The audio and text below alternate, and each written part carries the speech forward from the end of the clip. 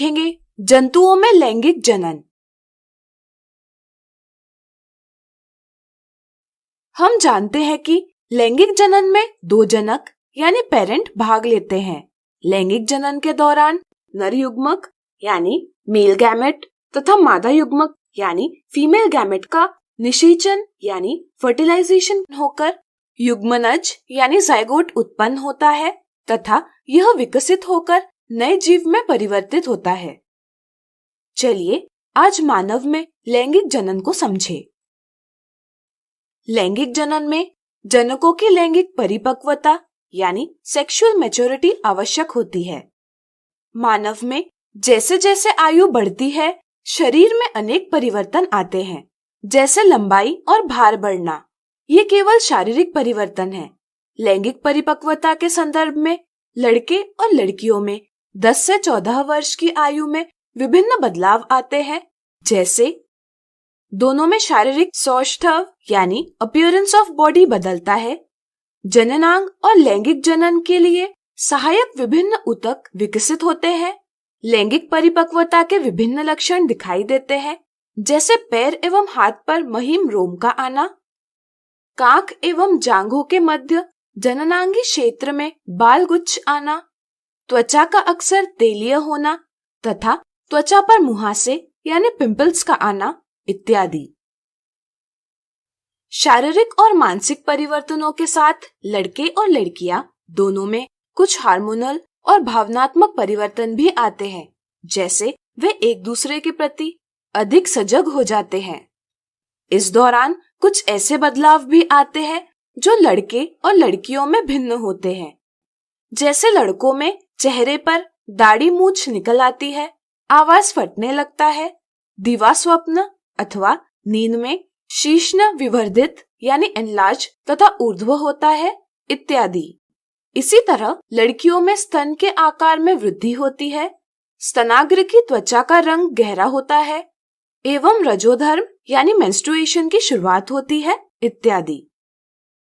ध्यान रहे ये बदलाव समय के साथ धीमी गति से होते हैं।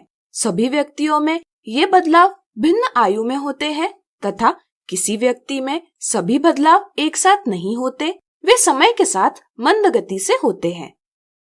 जन्म से लेकर किशोर अवस्था तक शरीर मुख्यतः शारीरिक वृद्धि को प्राथमिकता देता है, लेकिन किशोर अवस्था के प्रारंभिक वर्षों में जैसे जैसे शारीरिक वृद्धि की दर धीमी होती जाती है, जनन ऊतकों का परिपक्व होना प्रारंभ होता है। किशोर अवस्था यानी एडोलेसेंस की इस अवधि को यौवनारंभ यानी प्यूबर्टी कहते हैं। लैंगिक परिपक्वता आने के बाद नर एवं मादा जनन के लिए योग्य हो जाते हैं। चलिए अब मानव में नर जनन तंत्र को समझें। मानव में नर जनन तंत्र में वृषणों का युग्म यानी पेयर ऑफ टेस्टिस, शुक्राशय यानी सेमिनल वेसिकल, शुक्राणु वाहिनी यानी वासा डिफरेंस, प्रोस्टेट ग्रंथि यानी प्रोस्टेट ग्लैंड, मूत्र मार्ग यानी यूरेथ्रा तथा शीश्न यानी पीनस होते हैं। प्रत्येक वृषण नर जनन कोशिका शुक्राणु यानी स्पर्म उत्पन्न करता है। चूंकि शुक्राणु की उत्पत्ति के लिए शरीर के ताप से कम ताप आवश्यक होता है, इसलिए वृषण उदर गुहा के बाहर वृषण कोश यानी स्क्रोटम में स्थित होते हैं। एक शुक्राणु सूक्ष्म संरचना होती है जिसमें अनुवांशिक पदार्थ होते हैं तथा एक लंबी पूंछ होती है जिसकी सहायता से वह मादा जनन कोशिका तक तैरते हुए जा सकता है। वृषणों द्वारा टेस्टोस्टेरोन हार्मोन भी उत्पन्न किया जाता है जो शुक्राणु के उत्पादन का नियंत्रण करता है, साथ ही साथ लड़कों में यौवन अवस्था के लक्षणों को भी नियंत्रित करता है। शुक्राणुओं का परिवहन शुक्रवाहिकाओं द्वारा होता है। शुक्रवाहिका मूत्राशय से आने वाली नली से जुड़कर एक संयुक्त नली बनाती है। शुक्राशय यानी सेमिनल वेसिकल और प्रोस्टेट ग्रंथि यानी प्रोस्टेट ग्लैंड से आने वाले स्राव शुक्राणुओं के वहन के लिए तरल माध्यम उपलब्ध करते हैं तथा वे उनका पोषण भी करते हैं। शीश्न इस स्राव को मादा के जनन अंग में पहुंचाता है।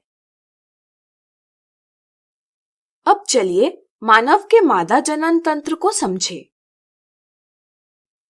मानव के मादा जनन तंत्र अंडाशय यानी ओवरीज, अंडवाहिका यानी ओविडक्ट जिसे फैलोपियन ट्यूब भी कहते हैं, गर्भाशय यानी यूटेरस तथा योनि यानी वजाइना से मिलकर बनता है। मादा जनन कोशिका यानी फीमेल जर्म सेल जिसे अंड कोशिका कहते हैं का निर्माण अंडाशय में होता है। अंडाशय में विभिन्न हार्मोन जैसे ईस्ट्रोजन भी उत्पादित होते हैं। लड़की के जन्म से ही अंडाशय में कई अपरिपक्व अंड यानी इमैच्योर एग्स होते हैं। यौवनारंभ में ये परिपक्व होने लगते हैं।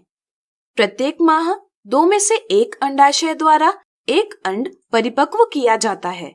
अंडवाहिका यानी फैलोपियन ट्यूब द्वारा इसे एक लचीली थैली के जैसे संरचना में ले जाया जाता है जिसे गर्भाशय यानी यूटेरस कहते हैं। बेलन के आकार जैसी ग्रीवा यानी सर्विक्स से गर्भाशय और योनि यानी वजाइना को जोड़ा जाता है। मानव नर और मानव मादा के मैथुन के समय नर के शरीर से शुक्राणुओं का योनि में परिवहन होता है। शुक्राणु ऊपर की ओर जाते हुए अंडवाहिका तक पहुंच जाते हैं। अंडवाहिका में शुक्राणु और अंडकोशिका का संलयन यानी फ्यूजन हो सकता है। इसे हम निषेचन यानी फर्टिलाइजेशन कहते हैं। इससे निषेचित अंड यानी युग्मनज यानी जाइगोट उत्पन्न होता है। युग्मनज का अनेक बार विभाजन होकर 4-5 दिनों में कोरकपुटी यानी ब्लास्टोसिस्ट एक गेंद जैसी संरचना बनती है। इसे हम भ्रूण यानी एम्ब्रियो कहते हैं। इसके बाद गर्भाशय में भ्रूण की स्थापना होती है जहां वह विकसित होता है। इसके लिए गर्भाशय की भित्ति में एक तश्तरी के जैसी संरचना विकसित होती है जिसे हम अपरा या प्लासेंटा कहते हैं। प्लासेंटा भ्रूण से नाभि रज्जु यानी अम्बिलिकल कॉर्ड द्वारा जोड़ी जाती है। नाभि रज्जु की सहायता से प्लासेंटा भ्रूण को ग्लूकोज, ऑक्सीजन तथा आवश्यक पदार्थों की आपूर्ति करता है।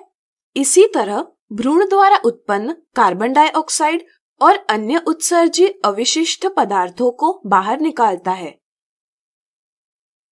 गर्भावस्था के पश्चात लगभग 9 महीने में गर्भ पूर्ण रूप से विकसित हो जाता है तथा प्रसव के लिए तैयार हो जाता है।